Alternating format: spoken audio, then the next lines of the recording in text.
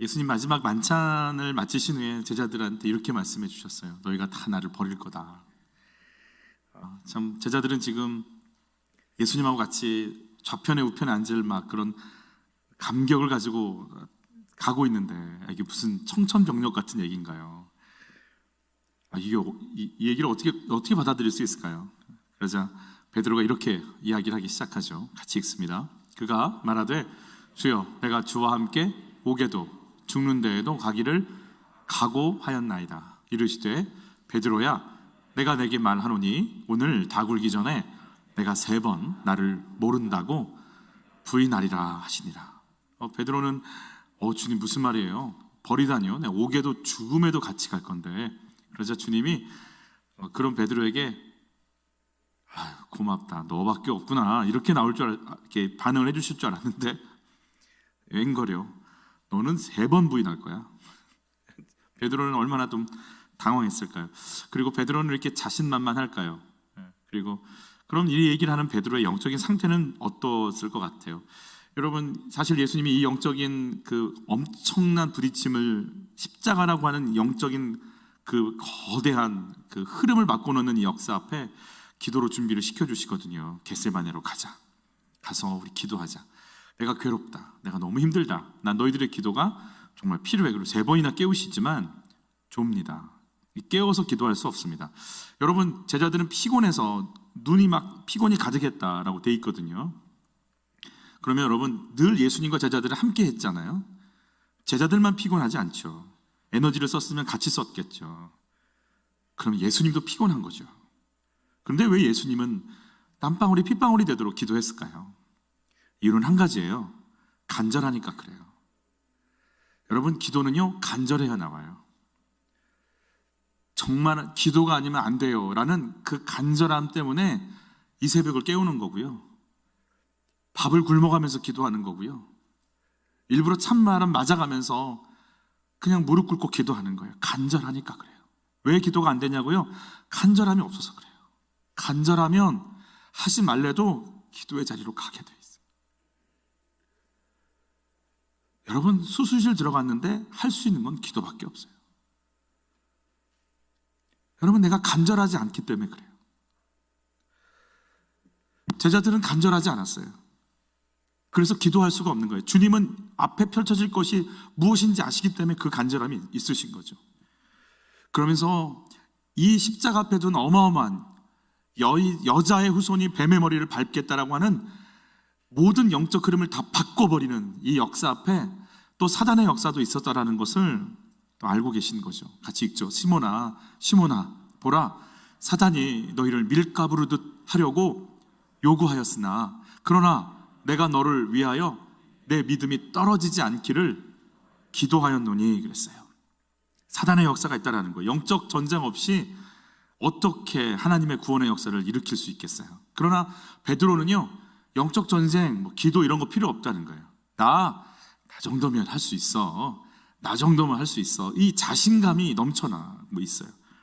그 정도뿐만이 아니고 얼마나 자신감이 넘쳐났냐면 마가복음에서는 이렇게 표현도 하거든요. 같이 읽죠. 베드로가 여짜오되 다 버릴지라도 나는 그리하지 않겠나이다. 얼마나 자신이 만만한지 다른 사람은 다 부인할지라도 저는 안 그럴 겁니다.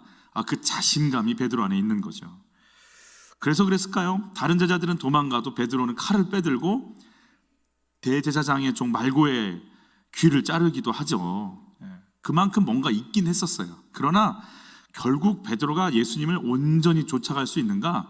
그러지는 못하다는 걸 저희가 알게 되죠. 같이 읽죠. 예수를 잡아 끌고 대제사장의 집으로 들어갈새 베드로가 멀찍이 따라가는 거예요. 같이 갈 수 없어요. 함께 고난 속에 동참 못해요. 구경꾼으로 보는 거예요. 어떻게 되나 들어가기는 그렇고 손해보기는 그렇고 손에 흙 묻히기는 그렇고 어떻게 되나 보면서 가는 것 이거밖에는 없는 거죠. 자, 우리가 잘 알고 있는 베드로의 부인 사건 같이 읽죠. 한 여종이 베드로의 불빛을 향하여 앉은 것을 보고 주목하여 이르되 이 사람도 그와 함께 있었느니라 하니 춥죠. 오전 낮 기온과 저녁 기온이 50도 이상 차이가 난다고 그래요. 낮에는 덥지만 밤에는 영하로 갈 수 있는 그런 장소이기 때문에, 그리고 새벽녘이니까 더운 지방에 있는 이분들이 느끼는 그 추운 날씨가 얼마나 쌀쌀하게 느껴지겠어요. 그냥 불을 쬐고 있는데 그 불빛, 열이 나지만 빛이 나죠. 여러분, 이 빛이 베드로를 드러냅니다. 베드로의 모습을 드러냅니다. 같이 읽죠. 베드로가 부인하여 이르되 이 여자여 내가 그를 알지 못하노라 하더라. 아까 몇 시간 전에 예수님 감옥에도 죽음에도 함께 하겠어요. 그냥 깨어지는 거죠. 계속 읽어보죠. 조금 후에 다른 사람이 보고 이르되 너도 그 도당이라 하거늘 베드로가 이르되 이 사람아 나는 아니로다 하더라. 도당, 그 패거리, 그 무리들, 이렇게 좀 비하하는 거예요. 계속 읽죠. 1시간쯤 있다가, 자 여러분 얼마쯤 있다가? 대부분 이렇게 사람이 놀라면, 추궁하면 깜짝 놀라서 몰라요, 제가 안 했어요 했는데 혼날까봐 순간 피하고 싶어서 저 아닌데요? 라고 얘기할 수 있어요. 놀라면 어떤 분은 응급실에 갔는데 우리 아들 빨리 좀 치료해달라고 그러는데 아드님 성함이요? 생각이 안 나더래요. 그리고 놀래면 사람이 이렇게 모든 기능이 다운될 수 있어요. 그래서 그냥 놀래서 예수 몰라요 모른다고요? 이렇게 한 건 줄 아는데 그렇지 않아요. 1시간쯤 있다가 계속 생각하고 숙고하고 뭘 해야 될지 다 계산된 다음에 하는 말이에요. 예수 모른다고 해야 되겠다. 놀래서 한 말 아니에요. 여기서 내가 발을 빼야 되겠다. 여기서 모른다고 딱 피해야 나한테 분위기상 이제 분위기가 예수님을 공격하는 쪽으로 갔으니 내가 얻을 유익이 없겠다. 일단 살고 봐야 되겠다. 나 발 빼야 되겠다를 충분히 생각한 다음에 한 말이에요. 의도적으로 한 말이에요. 놀래서 한 말 아니에요. 또 한 사람이 장담하여 이르되 이는 갈릴리 사람이니, 갈릴리 억양이 있었거든요. 그 지역 특유의 어투가 있었거든요. 바뀌지 않거든요. 그리고 갈릴리 물이네. 그리고 추궁하는 거죠. 참으로 그와 함께 있었느니라. 같이 읽죠. 베드로가 이르되 이 사람아 나는 내가 하는 말을 알지 못하노라고 아직 말하고 있을 때에 닭이 곧 울더라. 그때 닭이 우는 거죠. 닭 울음소리가 들렸을 때 베드로의 마음은 어땠을까요? 어떤 마음이 들었을 것 같으세요? 닭 울음소리가 탁 들리는 순간 주님이 맞았네. 3번 부인한다고 하셨는데 주님이 맞았네. 그리고 자기 속에 있는 정체가 드러나는 거죠. 애써 부인했지만 사실은 저 밑바닥에, 겉으로는 이만큼에는 주님 따라갈 열정, 의지, 감동, 소망 있었어요. 그러나 저 밑에 내려가면 나예요. 나를 위해서요. 그래서 주님 따라갈 힘 없어요. 속에 있는 거 드러나는, 저 밑에 있는 거 드러나는 거예요. 여러분, 사실은 정말 위급한 상황이 되고 위기에 처하면 우리는 생각이 아니고 저 속에 있는 내 본능이 나오는 거죠. 살고 봐야 되겠다. 그런데 주님이 나의 상태 아셨구나 하고 자기가 딱 드러나는 상황인데요. 같이 읽죠. 그때 주께서 돌이켜 베드로를 보시. 주님은 지금 뭐 하고 있냐면 신문당하고 계시거든요. 희롱당하고 침뱉음 당하고 조롱, 그리고 뺨을 맞고 있는 중인데 주님은 지금 뭐 하시냐면 베드로를 몸을 돌이켜서 보세요. 그러니까 주님의 마음은요, 신문당하고 취조를 당하는 중에도 누구만 생각하는 거예요. 닭소리가 딱 울리는 순간 베드로, 우리 베드로 이제 놀라겠구나. 우리 베드로가 당황해하겠구나. 우리 베드로가 어쩔 줄 몰라 하겠구나. 지금 예수님은 그 생각하시는 거죠. 계속 있죠. 베드로가 주의 말씀 곧 오늘 닭 울기 전에 내가 3번 나를 부인하리라 하심이 생각나서 밖에 나가서 심히 통곡하니라. 여러분, 베드로는 닭소리를 들었기 때문에 통곡한 게 아니에요. 닭소리를 들으니 뭐라고 되어 있어요? 보시니 베드로가 주의 말씀 곧 오늘 닭 울기 전에 내가 3번 나를 부인하리라 하심이, 말씀이 생각나서 우는 거예요. 닭소리가 아니고 닭소리를 통해서 그 말씀 하셨는데 그 말씀이 생각나서 통곡하는 거예요. 이 말씀을 전에는 했었죠.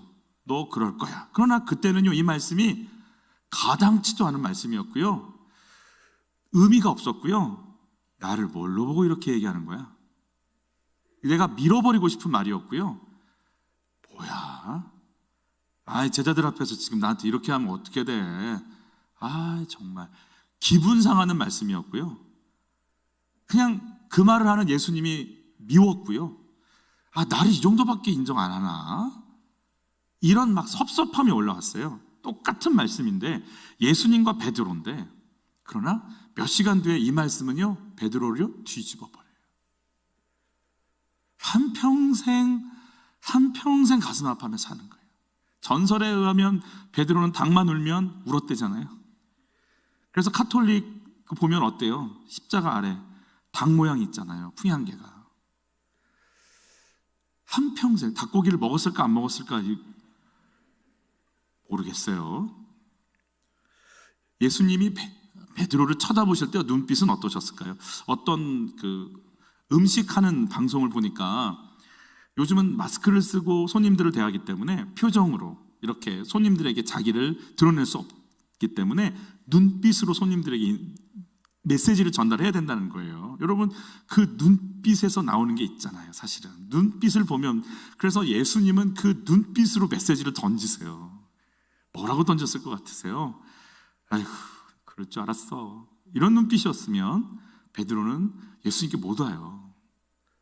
그런데 예수님의 눈빛은 다른 것이 아니거든요. 너 위에 기도하고 있어. 넘어지면 안 돼. 알아, 베드로야 힘들겠지. 베드로야, 너 이거 이겨나가야 돼. 뭐 기대, 위로, 붙잡으심, 소망, 그러나 안타까움, 굉장히 많은 것들이 들어가 있는 눈빛이었을 거예요. 다 굴기 전에 내가 3번 부인할 거라고 그랬지. 그대로 이루어지네. 베드로야, 그게 너의 모습이야. 그런데 난 널 위해 지금 기도하고 있는 거 잊지 마. 이런 눈빛도 있을 수 있을 것 같다는 생각이 들어요. 그래서 베드로가 예수님과 눈이 마주치고 말씀이 생각났을 때, 바로 그때를 저희가 한 3가지로 저희가 생각해 보려고 그래요. 같이 읽어볼까요? 말씀이 들리는 시간, 주님이 나를 정확하게 알고 계신 것을 알게 됩니다. 주님 나 알고 계시구나. 내가 이럴 수밖에 없는 인생인 것, 그런 상태인 거를 주님 알고 계셨구나 라고 얘기하는 거죠. 제가 청년부를 담당했을 때 전도사 시절인데요, 청년 한 명이 이렇게 질문을 하더라고요. 전사님, 베드로가 부인한 거는 예수님께서 너 부인할 거라고 말씀을 하셨기 때문에 그렇게 된 거라는 거예요. 예수님 말씀하시면 그대로 되니까. 그 말씀을 안 하셨으면 안 됐을 텐데, 이렇게 질문하는 친구가 있었어요. 그 친구는 좀 독특한 친구인데 하여튼 그렇게 그 친구다운 질문을 한 거죠. 여러분, 주님이 영적 상태를, 제자들의 영적 상태를 알고 계세요. 나를 정확히 알고 계세요. 내 과거, 현재, 미래를 주님이 아십니다. 우리 같이 한번 고백해 보시죠. 주님이 저 아십니다. 여러분, 이게 얼마나 우리를 위로하는지 몰라요. 주님 나 아세요. 기도 안 하는 거 아시고요, 말씀 안 읽는 것도 아시고요, 전도는 꿈에도 없는 거 아시고요, 예배도 간신히 나오는 것도 아시고요. 이름은 그리스도인인데 많은 건 있는데 움직인 적 없는 거 아시고요, 향후 그런 계획이 없다는 것도 아시고요.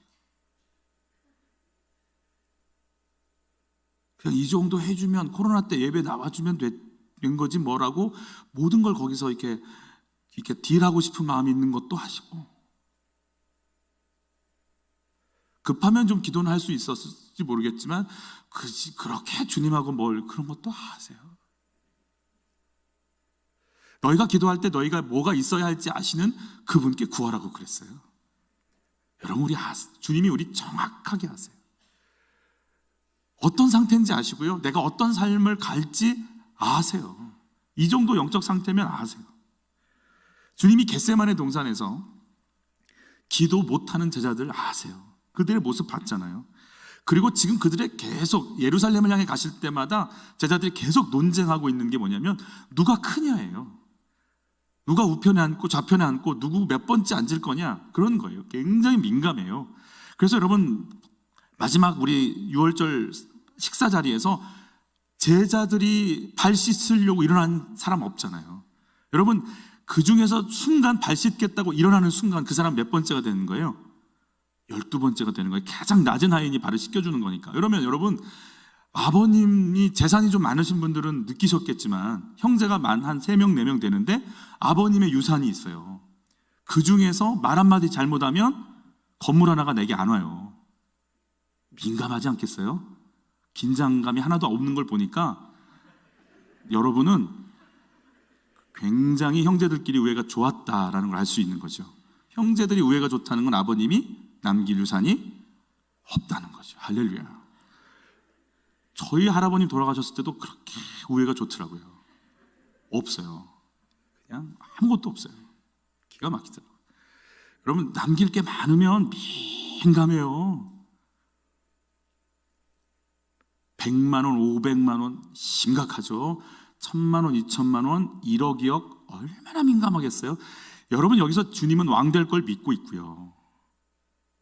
이제 장관급이 되냐 차관급이 되냐가 말 한마디로 지금 결정이 되는 건데 얼마나 민감하겠어요. 아무도 안 일어나는 거예요. 그래서 예수님께서 일어나 버리신 당황스러운 일이 펼쳐진 거죠. 이들의 가슴 속에 꽉 차 있는 건 뭐예요? 높아지고 싶다, 인정받고 싶다, 지배하고 싶다, 높이 올라가고 싶다예요. 그러니까 근데 그들 속에는요, 지금 사단의 밀가부로 타려는 사단의 공격이 있는데 영적으로 준비하고 싶은 마음도 없어요. 그냥 갈급하지도 않아요. 그러니까 영적으로 준비도 안 돼 있어요. 우편 좌편이 되기만을 원하고 있기 때문에 모든 게 빼앗길 것 같은 십자가 앞에 서는 순간요, 뭐든지 잡아보려고 애를 쓰고 있는 그 사람들이 십자가 앞에서 그 당황스러움, 아무것도 없고 오히려 낮아지고 오히려 내팽개쳐지고 오히려 바닥을 치는 그 사건이 펼쳐질 때 어느 누구도 그 십자가 앞에 갈 사람은 없는 거예요. 그런 마음으로 가득 차 있으니까 주님이 다 읽어내시는 거죠. 오늘 밤 너희 나 다 버릴 거다. 아이들이 이렇게 이렇게 음식을 들고 오는 모습만 봐도 넘어질까 안 넘어질까 대충 알듯이 제자들이 지금 마음 상태를 보시는 주님은 아시는 거죠. 이 정도의 마음 상태면 버릴 거야.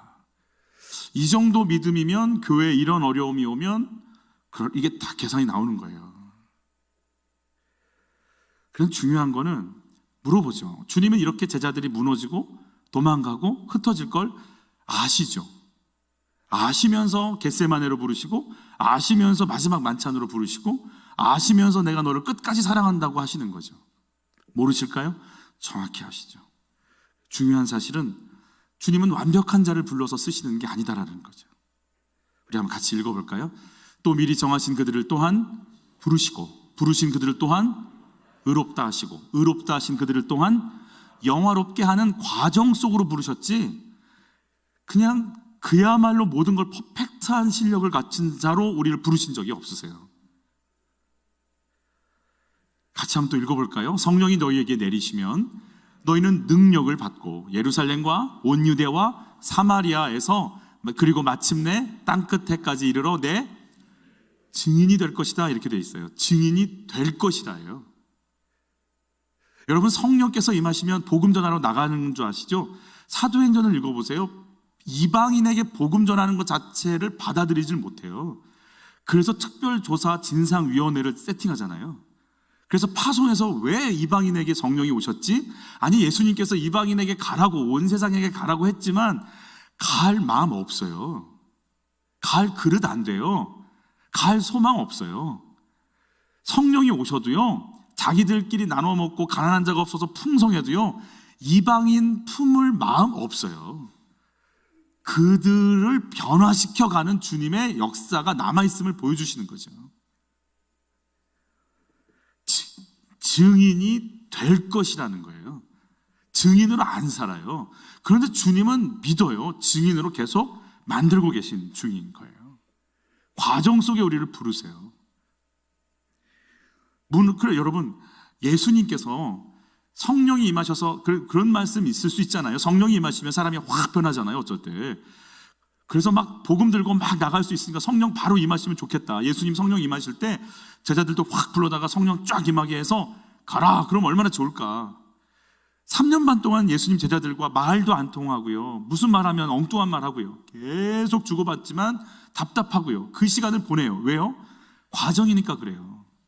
눌린 자 억눌린 자 풀어가는 게 뭔지를 보여주세요. 무너진 자를 어떻게 일으키시는지를 보여주세요. 낙심한 자를 어떻게 품고 위로하시는지를 보여주시는 거죠. 같이 한번 읽어볼까요? 온몸은 머리이신 그리스도로부터 각 마디와 힘줄을 통하여 영향을 공급받고 서로 연결되어서 하나님께서 자라게 하시는 대로 자라나는 거라는 거예요. 교회는 자라나는 거라는 거예요. 생명체이기 때문에 자라나는 거예요. 그 과정을 보겠다라는 거예요. 여러분, 과정 하나하나를 볼 수 있는 은혜가 있기를 축복하는 거예요. 어린아이들이 떠듬떠듬 말합니다. 여러분, 아이들이 처음에 엄마 아빠 할 때, 첫 아이 때 얼마나 흥분하셨어요? 그리고 전화하잖아요. 아버지, 애가 말을 기가 막히게 잘해요. 뭐라고 하는데? 바꿔줘봐. 할아버지 해봐. 할아버지. 맘마? 아니, 할아버지 해봐. 하비 해봐. 하비. 마? 잘하죠? 그래요. 애가 너무 잘 걷는다고 가서 보면 세 걸음 걷고 넘어져요. 애는요, 그 과정이 있어야 돼요. 그 자체가 아름다운 거예요. 아이들이 뱃속에서 딱 태어나자마자 대학 보내주세요. 얼마나 징그러울까요? 애는 와서 울고 기저귀 갈아주고 배고프다 그러고 그 10시간 넘게 자고, 10시간이 뭐예요? 계속 자고 먹고 자고 그냥 그거 하는 거예요. 근데 그게 예쁜 거예요. 그 과정이 겪어져야 되는 거예요. 전 예전에 사춘기 아이들은 안 이쁠 줄 알았어요. 덩치는 이만한데 지 엄마랑 키가 비슷한데 속은 없고, 말은 기가 막히게 잘하는데 보면 삶은 아무것도 안 돼 있고. 요즘 제 아이들 셋이 다 그렇거든요. 이 녀석들이 쏟아내는 말을 들으면 기가 막혀요. 왜 이렇게 똑똑. 그런데 당장 자기 물건도 없어요. 어디 가서 찾지도 못하고요. 이 꼴을 보는 은혜가 있기를 축복합니다. 남자 3명이서 이렇게 여름에 한 방에서 자다가 갑자기 이렇게 제가 문을 열면요, 축사 냄새가 나요. 이렇게 방역을 해야 되나? 사람이 아닌 거죠, 이게. 저에 대해서 아빠는 이게 이렇게 하면 좋을 것 같아. 엄마는 이렇게 굉장히 모든 걸 알고 있는 아이처럼 얘기하는데 과자 하나 먹은 동생을 물어뜯죠. 이게 말도 안 되는 이 모습을 봐야 돼요. 그 과정을 거쳐야 되니까. 어떤 집에 가면 우리 아이는 사춘기를 안 지냈다고 자랑해야 하는 집안이 있어요. 여러분, 기쁜 소식 하나 알려드릴까요? 대학 가서 한답니다. 더 기쁜 소식 알려드릴까요? 대학 가서도 안 하는 분들이 있어요. 엄마 돼서 한답니다. 집안이 초토화되는 거죠. 여러분, 그 과정 겪어야 돼요. 그냥 우리는 완벽한 모습 보고 싶어요. 아니요. 넘어질 거 아셨고요. 비틀거리는 거 알고요. 도망갈 거 알고요. 말만 죽을지라도 죽게 갈게요 그러는데 눈 떠보면 아무도 없는 거, 그 과정 겪으실 각오하고 주님 부르셨어요. 그 과정이 있기 때문에 부모들은요, 아이들의 그 모습을 보고 완벽하지 않은 걸 알지만 그 모습을 응원합니다. 그리고 살리고 싶습니다. 잘했어, 잘해봐. 그래 괜찮아. 그 정도 너무 잘한 거야. 응원하고 싶은 거예요. 응원하고 싶은 거. 살리고 싶은 마음으로 가득 차 있는 거죠. 여러분, 주님께서 우리를 알고 계십니다. 주님이 나 알고 계시구나.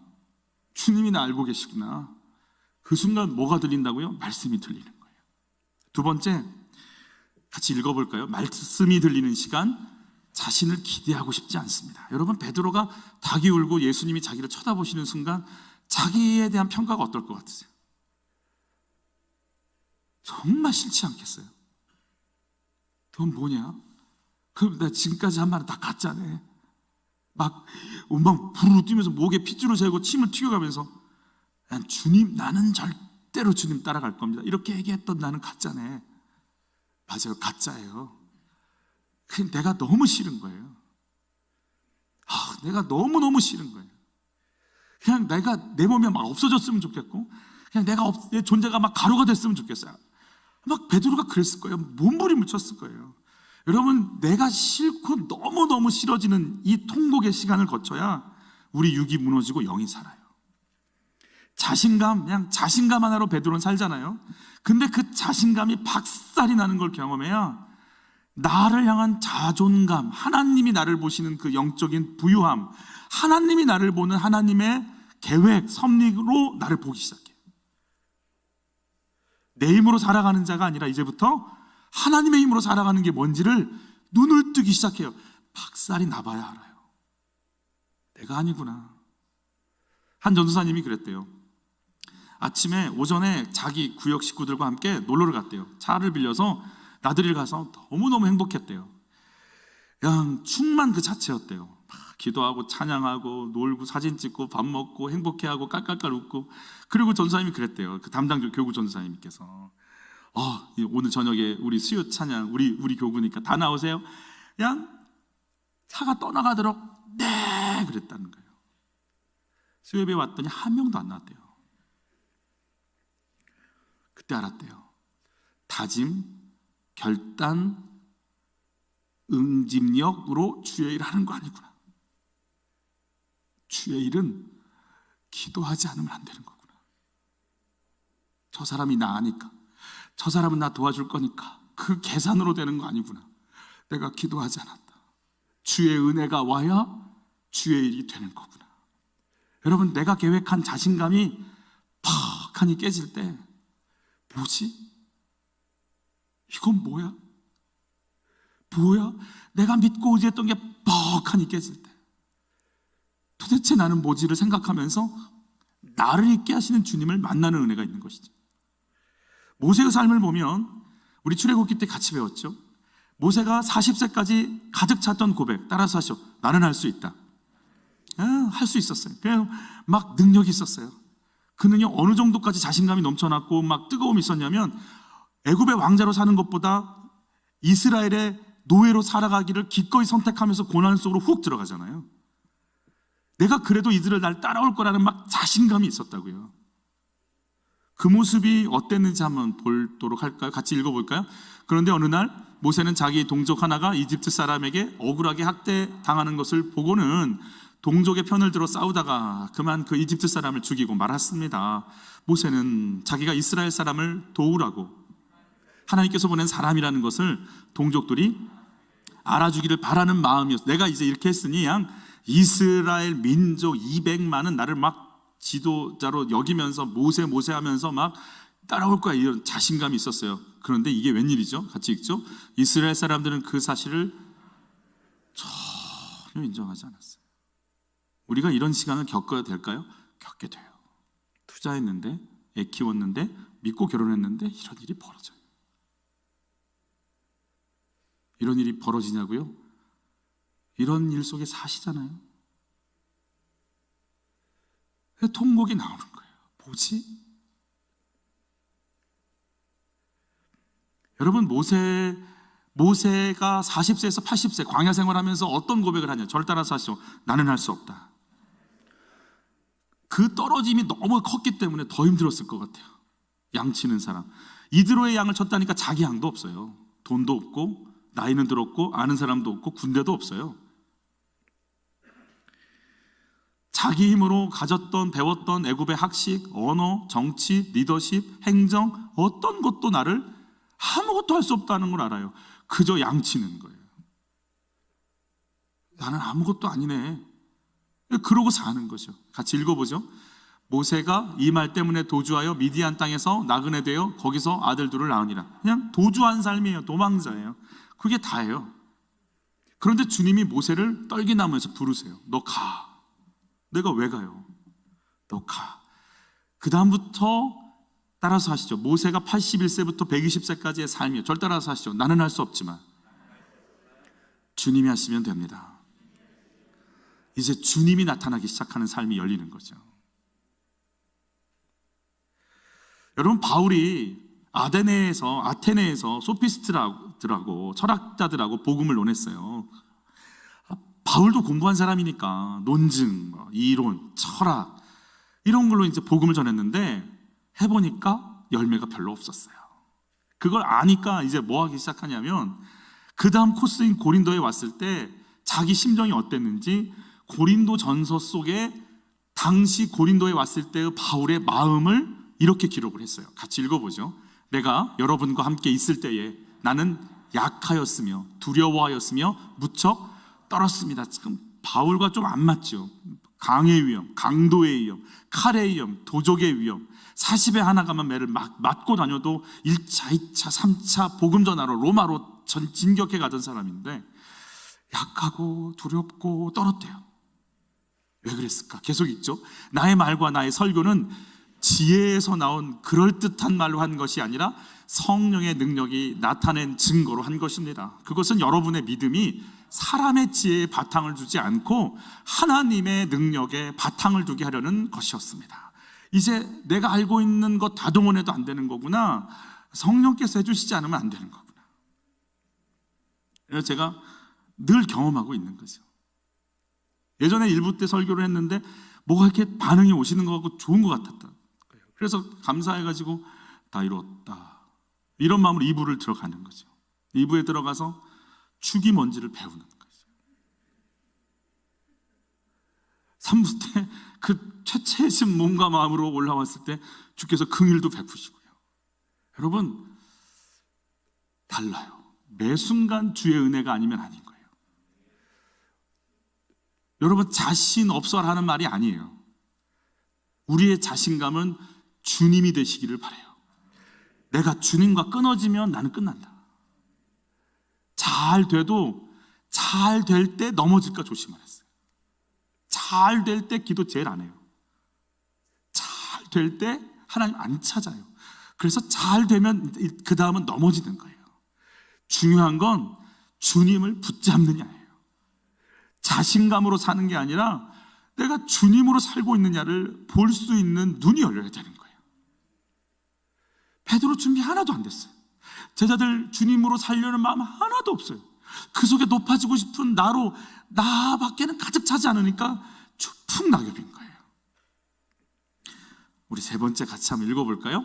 말씀이 들리는 시간, 하나님의 계획을 인정하는 삶으로 나아갑니다. 여러분, 내가 말씀 거부하고 부인하고 3번이나 예수님 모른다고 할 거 말씀하신 주님이 오르십니다. 아멘. 다 흩어질 거 주님이 오르십니다. 그 말씀하신 주님이 오르십니다. 우리 저랑 다 같이 고백해 볼까요? 주님이 오르십니다. 주님이 오르십니다. 내 아이가 그 모양인 거 주님이 오르십니다.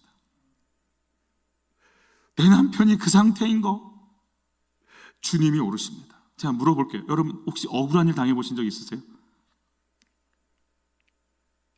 여러분 억울함 허락하신 거 누구예요? 안 막으신 거 누구예요? 주님이세요. 지금 기독교 공격당하고 있어요. 맞아요. 훨씬 더 많이 이렇게 이만하면 교회 사는 건 더 많이 포장돼서 방송돼요. 맞아요. 언론 플레이를 우리가 못해서 그렇다. 맞아요. 근데 그거 안 막고 허락하신 거 누구신데요? 다윗이요. 그 조롱을 듣잖아요. 도망가면서 조롱하니까 부하들이요 단칼에 베버리겠다 그러잖아요. 다윗이 뭐라 그래요? 내버려둬. 하나님이 그를 통해 나 꾸짖고 계신 것일 수 있어. 내버려둬. 여러분 누가 오르실까요? 다윗이 오른가요? 하나님이 오르신가요? 하나님이 옳습니다. 내가 오를 때가 있어요. 저런 사람은 딱 끝나버려야 돼. 막 올라와요. 그러나 내버려 두세요. 누가 오르세요? 주님이 오르세요. 내게 문제투성이인 거 누가 오르실까요? 주님이 오르세요. 허락하셨어요. 인정할 수 있겠어요? 이거 했으니까 하나님 아닌가요 그러면? 이런 거 나한테 주셨으니까 이제부터 관계 끊을까요? 하나님 옳지 않죠 그러니까 라고 얘기하는 내가 옳지 않아요. 주님이 오르세요. 너 나 부인할 거다. 그 말씀하시는 주님이 오르세요. 그렇게 보고 계신 주님의 평가와 판단이 오르세요. 그 무너짐 창피하고 도망가고 저주하며 주님 부인할 주님 오르세요. 그러나 그 주님이 옳기 때문에 이것도 오라요. 같이 읽죠. 그러나 내가 너를 위하여 내 믿음이 떨어지지 않기를 기도하였노니 너는 돌이킨 후에 내 형제를 굳게 하라는 이 말씀도 오르세요. 예수님 부인했는데 아니 난 널 향한 계획이 있어. 내가 너를 통해 일할 거야. 너는 지금 네 자신감이고 뭐고 다 끝났지. 그런데 내가 너를 향한 내 계획은 그대로 진행시키는 내 말이 옳다. 얘야 이것도 받아들여라. 죄송하고 민망하고 창피하고 부끄럽지만 이런 나를 쓰시겠다는 주님도 오르십니다. 그래서 여러분 회개는 자책하는 거 아니에요. 우는 것도 아니에요. 말씀을 받아들이고 내 삶을 바꾸는 게 회개예요. 내 판단으로 평가하는 것도 아니에요. 말씀 앞에 무너져서 그 말씀대로 살겠다고 두 손 두 발 다 들고 나가는 게 회개예요. 항우는 70번 싸워서 70번 다 이겼어요. 8년 동안 한 번도 진 전쟁이 없대요. 그런데 자기의 부하였던 유방과 한신이 자기를 공격하는 거예요. 수십만을 잃어버렸고 26명만 남았어요. 그때 나온 말이 사면초가예요. 자기의 아내가 죽어요. 자기 아내를 죽음을 뒤로하고 자기를 치러오는 유방과 한신, 자기가 우습게 여겼던 정말 가난뱅이고 출신도 좋지 않다고 우습게 여겼던 그들이 자기를 치러올 때요, 자존심, 자신감 다 깨져버려요. 그때 항우의 부하가 와서 배를 구해옵니다. 장군님 타십시오. 이 배를 타고 넘어가기만 하면 장군님의 나라가 나옵니다. 수십만을 거느리고 다시 오셔서 우리 항우를 칩시다. 우리 유방을 칩시다. 항우가 얘기합니다. 안 타. 나는 70번 싸워서 다 이겼어. 8년 동안 한 번도 진 전쟁이 없어. 내가 배를 타고 우리나라에 가는 순간 우리나라 백성들이 내가 전쟁에 진 걸 알 거 아니야. 난 그거 못 받아들여. 그리고요, 자기 손으로 자기 삶을 끝내버립니다. 그때 항우의 나이가 31살입니다. 항우의 죽음을 두고 두보라는 시인이 이렇게 얘기합니다. 전쟁하는 사람이 이기고 지는 것은 언제든지 있을 수 있는 일인데 항우가 31살 됐을 때 이걸 참았더라면 중국의 역사는 뒤집어졌을 것이다. 그를 치러왔던 한신은 거지처럼 살았어요. 밥을 얻어먹으며 살았거든요. 기생에게 가서 밥 얻어먹고 살았어요. 그래서 한신에게 있어서 그가 귀족이다, 무사다라는 것을 알 수 있는 건 자기 옆에, 한신 옆에 있던 긴 칼이라고 그래요. 키도 크고 뭔가 있어 보이지만 밥 얻으러 먹으러 다니는 그를 불량배들이 우습게 여겼어요. 그리고 어느 날 불렀어요. 네가 무사라며, 네가 귀족이라며. 그렇다고. 야, 근데 그렇게 추하게 다니냐? 귀족이면 좀 나랑 한번 붙어보자. 네가 장수라며, 칼 좀 쓴다며. 나도 있으니까 한번 붙어보게. 나는 명분 없이 못 싸워. 웃기고 있네. 야, 둘 중에 하나에 칼 잡고 싸우든지 정말 귀족답게 명예롭게 한번 싸우든지 아니면은 정말 거렁뱅이처럼 내 살다가 그리고 내 발 밑으로, 내 가랑이 밑으로 지나가든지 싸우든지 지나가든지 둘 중에 해. 사람들이 몰려들기 시작했어. 야, 한신이 싸운대. 그 불량배랑 붙었대. 와, 그리고 사람들이 구경하러 막 몰려들었어. 어떻게 될까? 사람들이 얘기해요. 기억할걸? 무슨 소리야? 쟤도 사람인데, 남자인데 칼 한번 쓰지 않겠어? 기대감은, 싸움 구경은 늘 재밌으니까. 한신이 갑자기 가만히 있다가 무릎을 턱 꿇는 거예요.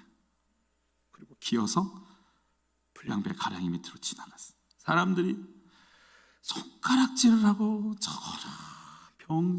사람도 아니야. 남자지 아니야. 저런 바보가 있어. 저런 걸 귀족이라고 인정해 줬으니. 비아냥거리고 조롱하고. 불량배들도 너가 그러면 그렇지 돌아갔어요. 그리고 한신이 했던 말이 이런 말이 있어요. 구말리 창천을 나는 봉황의 뜻을 어찌 참새가 알겠는가? 내가 여기서 검을 빼면 너 하나 없애는 건 아무것도 아니야. 그러나 나는 한평생 살인자로 도망다니면서 천하통일을 꿈꾸고 있는 내 뜻은 아무것도 아닌 것처럼 되겠지. 내가 여기서 이거 쓸 수 없어. 자존심? 이런 거 오늘 부서져도 돼. 내 안에 있는 그 큰 뜻이 어떻게 이루어질지 나는 거기에 내 마음 둘 거야. 니들이 날 어떻게 평가하든 상관없어. 여러분, 자존감이 낮은 분들의 특징이 뭐예요? 남들이 날 어떻게 생각할 거예요. 내가 이렇게 하면 어떻게 될까? 내가 이런 삶을 사람들이 알게 되면 어떡할까? 절대 그 외에는 말하지 마. 사람들이 다 이상하게 볼 테니까. 자존감이 낮으니까 그래요. 그래서 알았어요, 제가 자존감이 낮은 거를. 여러분, 그렇게 한 나라가 탄생해요, 유방에 의해서. 여러분, 중국 사람들을 뭐라고 불러요? 한족이라고 불러요. 그들의 글자를 뭐라고 불러요? 한자라고 불러요. 만약에 항우가 배를 타고 들어갔다가 응웅을 데리고 와서 붙었다라면 정말 중국의 역사는 바뀔 수 있었다라는 거예요. 근데 그거 하나, 그 자존심 때문에 죽어가는 거예요. 내가 왜 그렇지 하고 막 무너져 가는 거예요.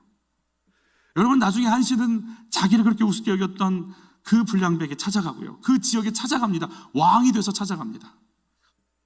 그리고 그 불량배를요 자기 부하로 삼습니다. 마지막 한신이 죽어가는 마지막에 그 불량배는 끝까지 그 옆에 남아있었다고 그러죠. 여러분, 자신감이 아니에요. 나를 바꾸시겠다는, 나를 향한 하나님의 거룩한 소원이 나를 이끌고 가시기를 바라는 거예요.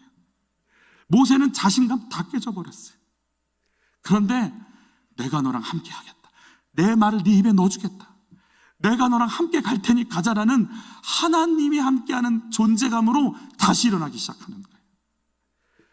그리고 가서 애굽을 무너뜨리고 광야길을 가면서 만나를 또 불기둥과 구름 기둥 속에서 하나님의 정확한 인도를 받으며 사명을 감당하는 하나님의 사람이 되는 거예요.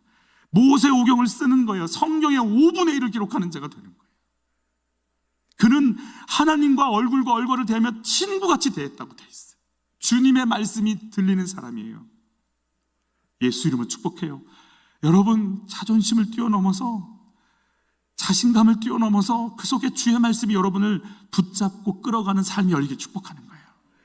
같이 읽어보죠. 그러자 여호와께서 모세에게 말씀하셨습니다. 이제 내가 바로에게 어떻게 할지 보여주도록 하겠다. 내가 내 강한 손으로 인해 그가 어쩔 수 없이 그들을 보내줄 것이다.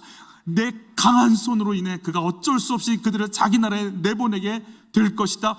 바로 그날에 여호와께서 이스라엘 자손을 그 무리대로 애굽 땅에서 인도하여 내셨더라. 모세야, 나는 이 계획을 진행시키고 있는데 내 계획에 자기 생각 집어넣지 않고 자기 것 집어넣지 않고 철저하게 하나님이 옳으시다고 인정하면서 나에게 묻고 바라볼 수 있는 나의 통로가 될 네가 필요해. 여러분, 그래서 하나님은요, 우리를 쓰실 때 뭔가 있는 것처럼 보이는 것을 가끔씩 무너뜨리실 때가 있어요. 그냥 바닥을 치게 하실 때가 있어요. 광야 같은 시간을 보낼 때가 있어요. 나는 아무것도 아닌가 이 생각이 들 때가 있어요. 근데 그 통곡의 시간을 거쳐야 주님밖에 없네. 다시 한번 고백해보죠. 나는 할 수 없지만 주님이 하시면 됩니다. 형들에게 팔리고 보디발의 아내에게 억울함을 누명을 쓰고 술 맡은 관원장에게 잊혀지고 요셉이 깨달았어요. 자기를 살게 하는 건 채세고. 오, 나 이 대학 나왔어. 내가 이런 존재야. 형제들보다 훨씬 뛰어나. 그게 나를 살게 하는 줄 알았어요. 알고 봤더니 아버지의 사랑도 아니고 형들의 관심도 아니고 사람들의 인정받는 것도 아니고 나를 살게 하는 건 주님밖에 없었어요. 내가 나를 이끄실 분, 내 인생을 여실 분은 하나님밖에 없군요. 이걸 깨달은 요셉이 자기 삶이 중요한 건 아닌 걸 알았어요. 그리고 하나님의 계획이 들려지고 하나님의 눈으로 세상이 봐지니까요, 이렇게 고백하기 시작하는 거예요. 같이 읽어보죠. 요셉이 형들에게 이르되 내게로 가까이 오소서. 그들이 가까이 가니 이르되 나는 당신들의 아우 요셉이니 당신들이 애굽의 판자라. 여러분, 정확하게 자신을 알아요. 그러나 팔렸다고, 당신들에게 억울함을 당했다라고 하는 자존심 상해하는 것으로 그와의 관계를 맺지 않아요. 계속 읽죠. 당신들이 나를 이곳에 팔았다고 해서 근심하지 마소서, 한탄하지 마소서. 하나님이 생명을 구원하시려고 나를 당신들보다 먼저 보내셨나이다. 내가 인신매매 당한 것도 하나님이 모르시대요. 그 속에서 하나님이 하실 일이 있대요. 억울한 일을 당했는데 그것보다 더 중요한 건 지금 나를 통해서 일하시는 주님이래요.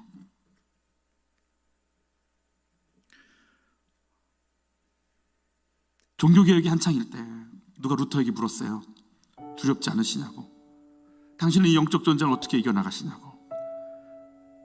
사단이 늘 자기를 찾아옵니다. 그때마다 저는 나가지 않습니다. 예수님이 나가십니다. 사단이 묻습니다. 여기 마르틴 루터가 여기 있습니까? 예수님이 말씀하십니다. 그는 떠났고 내가 이 집의 주인이요, 이 집은 내 집이요. 이 말을 하는 분이 예수님인 걸 마귀가 보는 순간, 마귀는요 혼비백산에서 떠나간다고 그래요. 우리 힘으로 할 수 있다고 생각하는 것들이 무너지는 그때가 예수님이 우리 집의 주인 되는 시간임을 믿습니다. 여러분, 언제 우리가 말씀이 들릴까요? 내 자신감이 사라지고 내가 옳지 않음이 인정되어지고 하나님이 옳으시다는 게 인정이 되어질 때 주의 말씀은 나를 바꾸는 능력이 되어 들어옵니다. 주의 성령께서 말씀을 듣는 인생으로 우리를 열어가는 은혜가 있기를 축복합니다. 여러분, 자신감으로 살아가시나요? 아니면 통곡하며, 베드로처럼 지금 통곡하며 아파하시나요? 아니면 주님 때문에 충만해져서 그 주님이 주신 자존감으로 살아가시나요? 나는 할 수 있다는 시간인가요? 나는 할 수 없다는 시간인가요? 아니면 나는 할 수 없지만 주님이 하시면 된다는 시간을 보내고 계신가요? 도망자 베드로, 배신자 베드로, 그 베드로를 주님이 보고 계십니다. 그 눈빛으로 우리를 보고 계십니다. 우리 주님 아십니다. 주님이 오르십니다. 우리는 우리를 의지하지 않고 나를 향한 그 주님의 계획을 의지하며 이 길을 가기를 원합니다.